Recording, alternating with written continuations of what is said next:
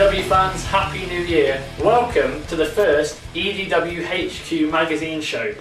This is a new concept, a brand new year for EDW. It's a magazine show showing all the past footage of the matches, upcoming shows, interviews and guest stars every single month. I'm introduced to you at this time my guest star for the first episode, the new EDW champion, Edwards. It's a pleasure to be here. That was a fantastic introduction, I must say, Mr. Brammett. It's always a pleasure. So, at the end of the last show, yes, you were stood tall in the ring, EDW champion. Did you honestly expect that at the start of the night? Of course not. Are you mad? No, I can honestly say that after 10 years, you know, you think of things like this on and off, but you don't actually believe in any of it happening. Obviously, at the start of this show, as far as I knew, I was heading into a 4-on-4 match. Obviously, that fell apart sadly with Mr. Smile, and then beyond that, Sanchez. It was hectic, and by the end of it, I can honestly say that I'm not sure I knew what was going on.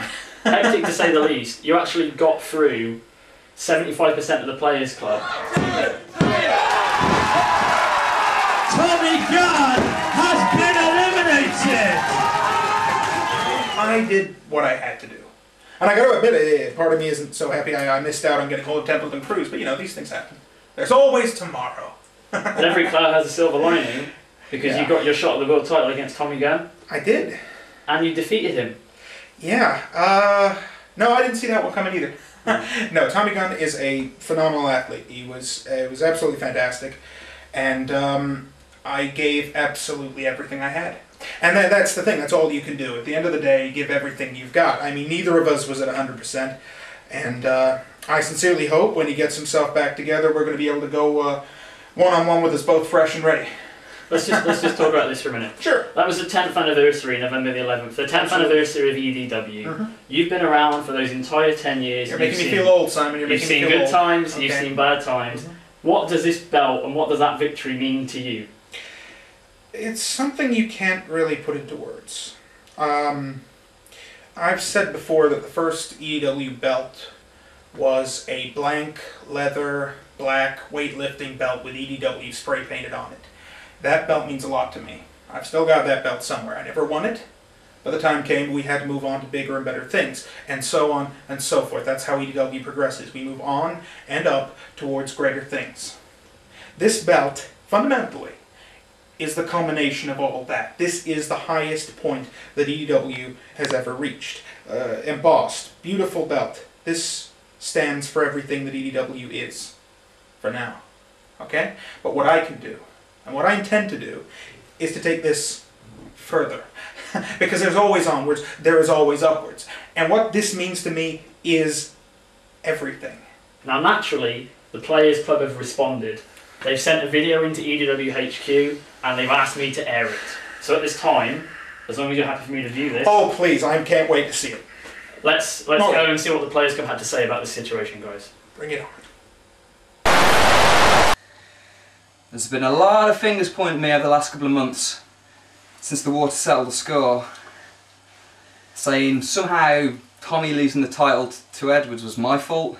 I think I need to remind you people of a couple of points. I'm Templeton Cruz. I'm the founder of the Players Club. I'm the most successful manager in the 10-year history of EDW, and I challenge anyone to name one person in the world who does this job better than me.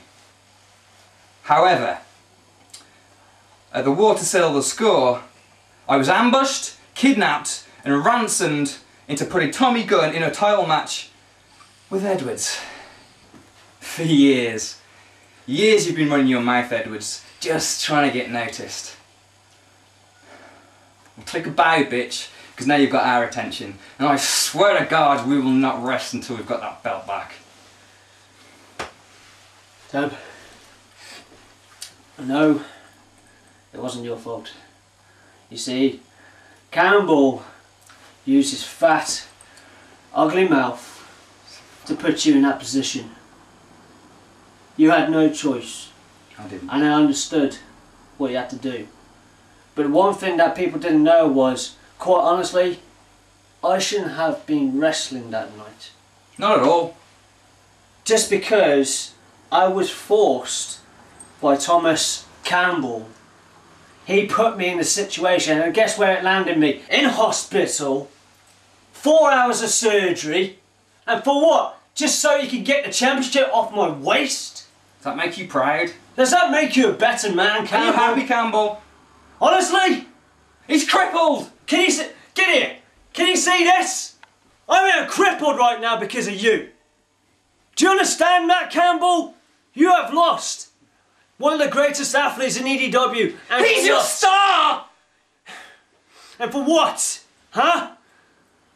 Just so you can get this belt from off my waist. Edwards, 11 is obviously a lucky number, dude. Guarantee you, when I'm fixed and I'm better and I'm 100%, you're keeping that belt warm and keeping it nice and cozy for yours truly. Because when I get back, I am seriously going to kick your ass so bad you'll be back on the cruisers where you belong. Out of EDW. It's just a matter of time, Edwards. Intent we trust. So it seems that the Players Club are full of excuses, wouldn't you agree there? Well, that's pretty much the Players Club, period. But, I mean, as it is, I somewhat agree. We were all beaten up, we were all hurt, but he has to remember that we both went through the war, okay? We didn't, neither of us came out unscathed. But it appears that Tommy Gunn now has an injury, unfounded or not. It seems like he's been kept out of his rematch clause at the next show on February the 3rd. Wouldn't you agree? That sounds about right. Well, it's fair enough. I mean, I'm still going to be here, and this is still going to be around my waist when he comes back. I can guarantee you that. We'll get to the world title picture in a little while. Fair enough. Speaking of injuries now, I now have a video update for you guys from a man who got injured in the last show at the war to settle the score. He was truly a casualty of the war, Mr. Joey Sanchez. Let's pass it on over to him.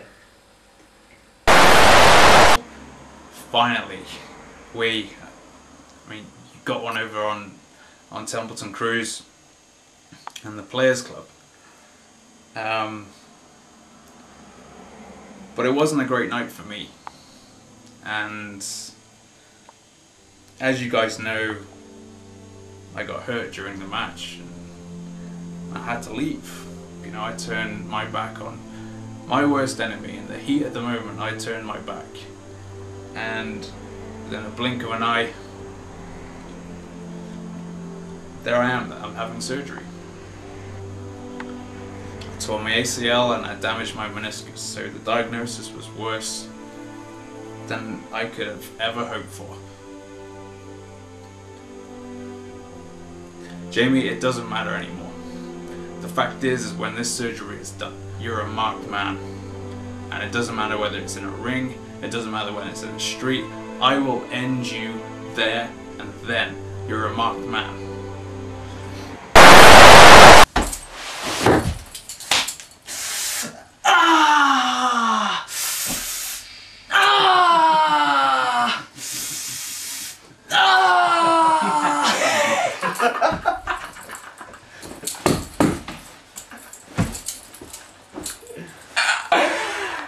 The war is over.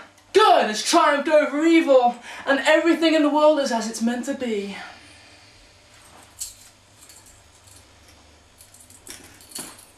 Because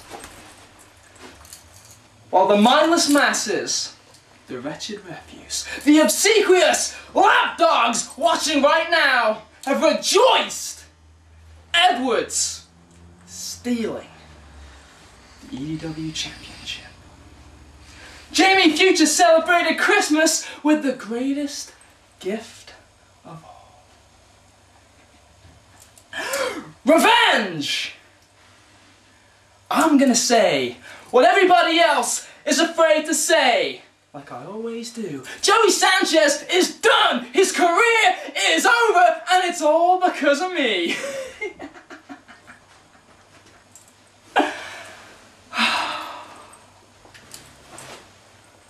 Sanchez, we were always gonna hate each other.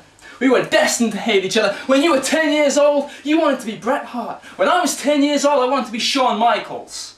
We patterned our entire lives after guys who couldn't stand the sight of each other, and guess what? They didn't, and neither did we. But on February 15th, 2010, the date that I will remember for the rest of my life, you took everything from me! You took the EDW Championship from me. Since that day! I don't care what you want to be, and I haven't cared what I want to be. The only thing I wanted was for you to be Darren Drozdov. I wanted you to be the Dynamite Kid. I wanted you to spend the rest of your goddamn miserable ass life in a wheelchair, and I wanted you to watch me wrestle, knowing that I put you there. I was going to teach you about loss. I took your title. I took your brother. And now, I've taken your career.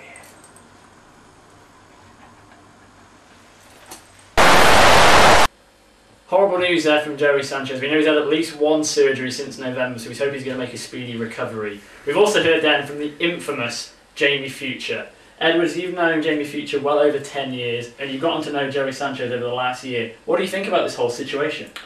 I mean, these two have been at each other's throats for a long time. Now, a long time. And, I mean, Sanchez is hurt. He's hurt. You saw us. You saw us at the last event. Trying to even get the man out of the ring was hard work. Not because he physically couldn't get out the ring, but because he didn't want to go. And I think that's something that Jamie Future is going to have to realize.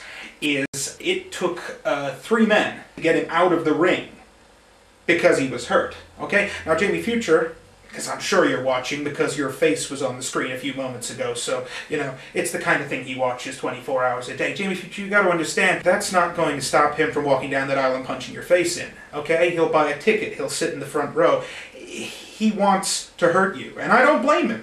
Okay, I don't blame him. After watching that, I'd choke the living hell out of you myself. Listen, you don't want to mess with Joey Sanchez at the best of times, and right now he's going through some hard things, okay? I mean, you've seen him. You spoke to him backstage. The guy's head hasn't been... I'm sorry, Sanchez, I'm sorry, but your head hasn't been in it for some time now, okay? You're in a strange place, and I blame Jamie Future. He's good at that. 10 years. 10 years I've known him, and he's good at getting under your skin, getting into your head. That's what he does.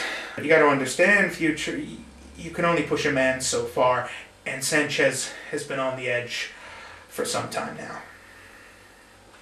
Obviously that Secrets event was not the only thing that happened at the War to Settle the Score on November the 11th. There was also the first ever Tijuana strap match involving the undefeated Davian Vane and Chingo Maximo. Once again, Davian Vane coming up on top, remaining undefeated, self-proclaimed Pope of Perfection. Let's hear what he had to say about his victory.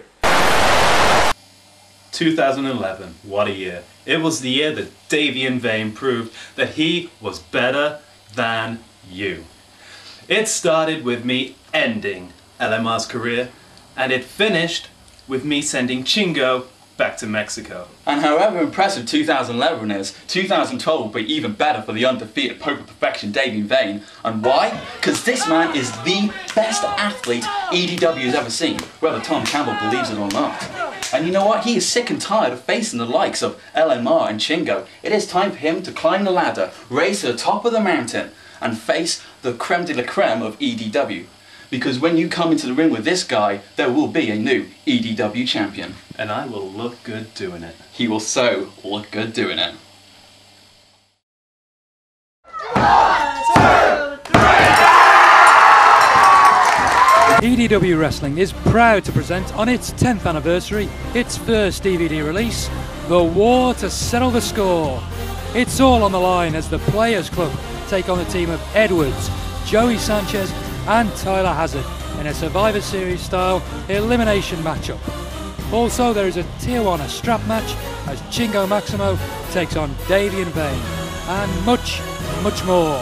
Relive all the exciting action as EDW celebrates its 10th anniversary and two teams wage a war to settle the score. Available on DVD from the Hive on February 3rd.